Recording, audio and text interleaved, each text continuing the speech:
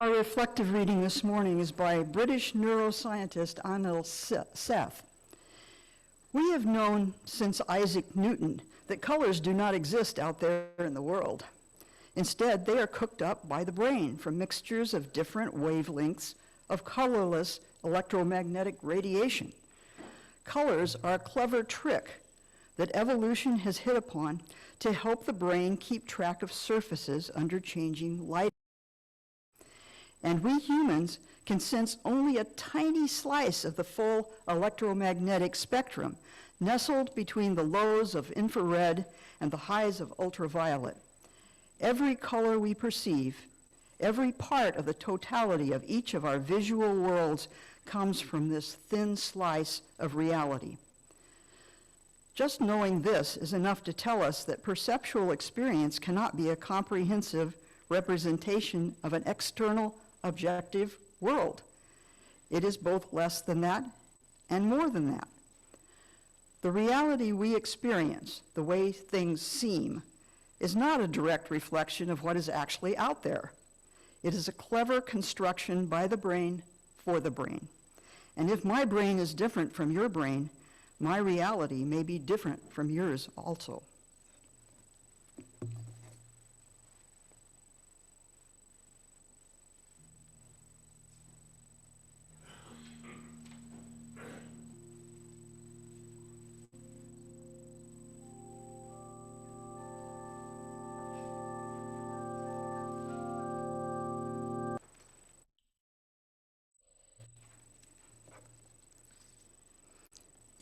Every summer, the worship team cooks up a new theme for the summer series that we do. And this year, the theme we came up with was Stories of the Unexpected. So over the next couple of months, you can expect to hear some tales of things maybe that didn't turn out as planned and how people responded to that. People can go in all kinds of different directions with that. Today, I thought it might be a good idea to start the series by examining where our expectations come from and what effects they actually have on our lives. And it turns out research in neuroscience can tell us quite a bit. A dictionary definition says, an expectation is a strong belief that something will happen or be the case in the future. So an expectation is a belief about what's going to happen. It turns out that recent research also tells us that our expectations can be very powerful indeed. They largely determine what reality looks like to us. As part of the story, we are internally telling ourselves about the world. Today's sermon, in a way, is taking off from the sermon I did last summer, where I talked about the fact that we're all looking at the world through different lenses, and those lenses are formed from our set of particular past experiences. Today, I want to take that idea a little further, because current research indicates that the way we experience reality is not just influenced by our past experiences, but our expectations from those experiences may actually be supplying the major part of what we are perceiving. Most of us assume that what we see or hear or otherwise sense is reality, that our brains take in what's happening around us and record it all into a video that we call a memory. And when someone else perceives or remembers something differently, we tend to think they're a little bit nuts, or at least need glasses. You may be thinking, if you and I are receiving the same visual signals or audio waves or whatever, why aren't we seeing or hearing the same thing? We know that our brain is doing a lot of the work in our perceptions, because as the reflective reading pointed out, objects don't have color, for example. They just reflect certain wavelengths of light to our eyes, and the color is added in our brains. Color is an interpretation of light's wavelengths. So for vision, our sensory system registers electromagnetic waves in our eyes, and that information is encoded into electrical signals that go to the brain. And then the brain tries to make sense out of that. If we were to receive just unrestricted data, everything that's coming into us all at once, it would overwhelm us and be meaningless. It has to be given some structure or framework by our pre-existing beliefs and expectations. So our brain builds a mental model of reality and is constantly filtering what's coming in according to what our model says is likely to be important or useful for us based on our experience. Our brains evolved to work this way. Brains require lots of energy, and they save energy by not trying to analyze every sensory signal received. So our brain controls the attention that we're giving to various signals. From an evolutionary standpoint, this is good for our survival. What was useful to us in the past is probably going to continue to be useful in future situations to help us quickly recognize dangers or advantages. But some of the model we carry around may no longer serve us or make our lives better. But there it is, still telling us what to expect and what to pay attention to. Someone else's model may tell them to notice different things. For example, have you ever been in a beautiful place? Maybe you're walking along one of our beautiful beaches here in Oregon, and you're with a companion, and your companion is only noticing the wind, the chill, the nasty seagulls, the sand in their shoes, etc., etc. Complain, complain, complain. It's too hot or too cold, or the beach is too rocky, and there are too many bugs.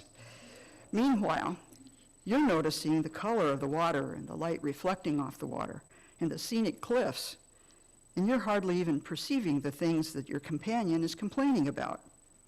Your brains are picking up different bits of reality. And a bit of synchronicity here. This morning I picked up the newspaper, and yes, we still get the physical, actual newspaper on Sundays. I like receiving the comics on Sundays. And one of the comics this morning, the Mutts comic, has the older couple who have the mutt, you know. They're sitting on a beach in their beach chairs, and it's a beautiful day, and the sun's out, and she's going, the sun is too hot, phooey. The sand is all over, and the ocean's not blue enough, fuck. And the papaya at brunch was mushy, fuck.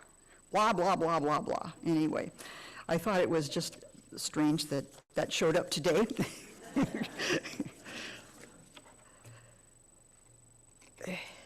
When I enter this room that I've been in so many hundreds of times, my senses are picking up information all around me. My brain is going, yeah, I recognize all this. If something was drastically different, like maybe I come in and they drastically changed the display up in front, that signal would probably cause me to take notice. But if something is just a little bit different, my brain will probably be focused on the things it thinks are more important. A few weeks ago, before the service, I sat at the table in the back where Pam is sitting today, and we were getting ready to send the audio and video of the service to Zoom. Reverend Ben walked by in front of me and said, "Good morning." And I looked up and wished him a good morning and then went back to what I was doing. It wasn't until several minutes later, when I saw him up front talking with someone up here, that I noticed, oh my gosh, he's wearing a blue shirt. He had never worn anything except the red shirt. Two years that he's been here in person? My brain had been preoccupied with what it expected to be most important at the time and hadn't even registered the different shirt when I first saw him. So our predictive brains, most of the time, pay attention to what they expect to be most useful to us based on our past experience. And the reality we perceive is mostly being constructed internally. Info coming from our eyes, something contrary to our expectations, may only be noticed if it's very impactful. The same thing goes for our other senses. We know from lots of research that how we feel physical pain is very much affected by our expectations. Patients who have been led to expect lots of pain during or after a procedure are much more likely to experience more pain than those who've been led to expect little or no pain. We know that medications work well, or not, according to our expectations. Even placebos work better if we expect them to, if we think they are the real medication. People expecting side effects are more likely to experience those side effects. Our expectations have an effect on the chemistry of our brain-body systems that affects how we experience things. In a famous Pepsi versus Coke taste test, subjects were first asked to taste the two drinks and indicate which they preferred. The majority said they preferred Coke. They were then given drinks where the labels were actually reversed, but they weren't told that. The majority still said they preferred the one they thought was Coke, even though they were actually drinking Pepsi. And brain studies showed that the pleasure centers in their brains lit up as if they were drinking their preferred Coke. Your brain was really fooled. There's lots of other research showing that our perceptions depend very much on our expectations. And in some cases, having to do with our bodies, our perceptions can actually alter reality. In another experiment, two groups of people were given milkshakes regularly over a period of weeks. One group drank milkshakes with 620 calories each. The other group drank diet shakes with 140 calories. Their weight was recorded over time, and those who had been drinking the high-calorie shakes mostly gained weight. Those drinking diet shakes mostly lost weight. But it turns out the milkshakes had all been the same. They all had 350 calories. The difference was in the subject's expectations. In the world of professional athletes, expectations have long been used to try and increase performance. After all, Yogi Berra said, baseball is 90% mental, the other half is physical. His math is a little weird, but he was right, basically. There have been numerous studies where athletes were given placebos and told they were getting performance-enhancing drugs. And in many cases, they saw significant performance increases and increases in their muscles, so forth. One theory is that our expectations can increase our natural opioids in our body and otherwise enhance our internal pharmacy that keeps us healthy and going. So when it comes to body performance, our expectations can have a really large influence.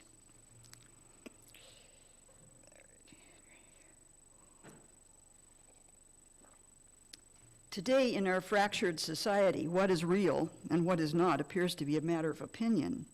Warring sides may experience and believe in different realities. One situation where these fractured realities are especially obvious is in the realm of national politics. Our different expectations put up borders between blocks of people. We forget how connected we are when our differences are emphasized by everyone.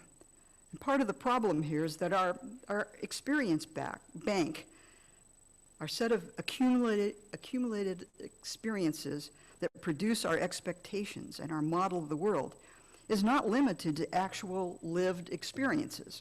It includes things that we adopted from our families, our cultures, our entertainment, from education and work experience, from our religion, and importantly, from our news and information sources. Not only do people see and interpret data differently, but when the data itself can't be trusted, it adds another layer of division. The model in our heads may be seriously skewed by what information we feed into our brains.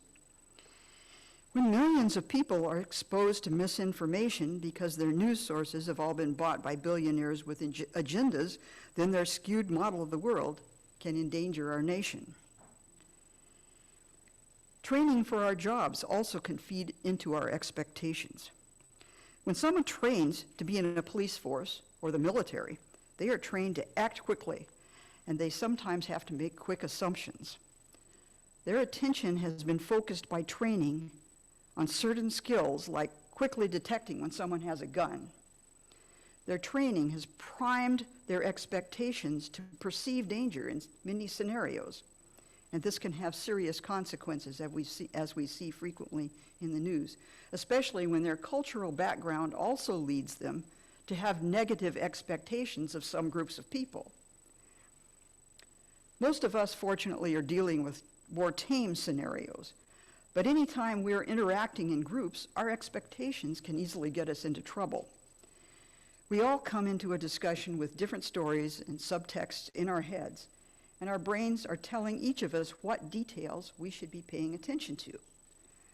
Because of past experiences, we may be primed with certain expectations. Having someone disagree with us may make us easily feel like we're being rejected or disrespected. Seeing someone scowl, we may think it's automatically aimed at us, or assume that those two over in the corner giggling are laughing at us. And we're probably all aware of situations where someone's fears led them into a downward spiral of paranoia and conspiracy theories. Our brain, from past experience, says, this is the information that appears to be most useful to us, so pay attention to this. We can easily end up with a very skewed view of what actually happened. So yikes, our brains didn't evolve to see reality, but to try to make sense of the world with our internal story. But if everything we do and who we are is grounded in our assumptions and expectations from that story, and the story produces reflexive responses over which we have little control, then how can we break out of this cycle? How can we reframe so our view of reality is less limited by our expectations? Well, the first step is just reminding ourselves that we're not any of us seeing or perceiving reality. We need to learn to be an observer of our own perceptions. We need to practice noticing which frame we're bringing to a situation. Knowing that all our brains come primed with expectations, it becomes important for us to be aware of what experiences we may be feeding into our own expectations. What stories from our past may be limiting our perspectives? What are we feeding into brains currently that, one, help us to understand where our current model is coming from, and two, give us options for new perspectives?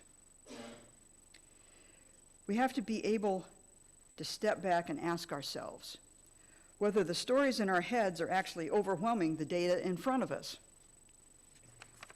But it's hard to become aware of our own stories. Some people turn to cognitive behavior therapy to help them become more conscious of their expectations and learn to reshape their stories. Our past experiences have built a complex connected network in each of our brains where the neurons that have fired most in the past continue to be easily triggered. It's easy for us to get lost, for example, in negative thoughts, ruminating on harm, or feeling that we're powerless to change anything. It's not easy to learn to redirect our thoughts, but the electrical patterns we already carry in our brains are not necessarily the ideal ones, just because they were useful to us once upon a time. If we don't become more aware of where our expectations come from, our options for responding differently and creating different outcomes are very limited. It's similar to the process in our social media accounts, where the algorithm keeps giving us more and more of what we've already seen and responded to, until we have an echo chamber going on. We're not seeing the real world reflected there, but only what the algorithm is feeding us.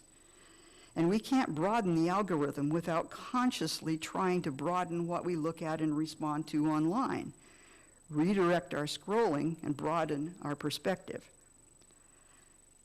As UUs, we have some advantages over many people. We have not been handed a model, a list of commandments from on high.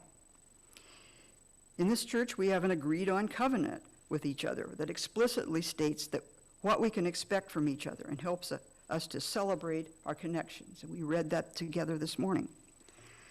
UUs developed our principles to remind us of the values we affirm and encourage us not just to tolerate wider perspectives, but to understand and promote different viewpoints. And now we have Article 2, a statement of values placing love as the ground on which the UU model is built. These are all statements of aspirations. They're about how we think we can best get along with people around us and how to go about creating a better world for everyone. When we as individuals work to loosen the chains that bind our expectations to an unconscious, out-of-date story that doesn't serve us anymore, and instead become conscious of our expectations and align those with our UU values, we can better see the wider possibilities for creating the world we imagine. I think the most important takeaway here is how important it is for us to develop an awareness of the story, the expectations that are feeding our own perceptions. so that we have more options in the future and can learn to reshape our own stories. And also to be aware that those around us may be seeing a different reality because they're living out of a different story. In another piece of synchronicity, in the same comic section this morning, the Zitz comic has the first cell is Jeremy is introducing his dad to his friend, and he says, "Dad, this is my friend Brooklyn."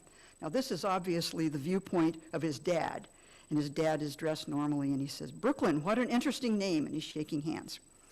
The second cell is obviously from Jeremy's viewpoint. He says, "Dad, this is my friend Brooklyn." And in this cell, the dad is dressed in a flannel shirt, overalls, and a straw hat. Looks like he just came in from the field. And his dad says, Brooklyn is her name. "As in New York? What's your sister's name? Subway?" And the third cell has both of Dad and Jeremy standing in front of Mom, and both of them are saying, "My version is more accurate." Mm-hmm. Blessed be.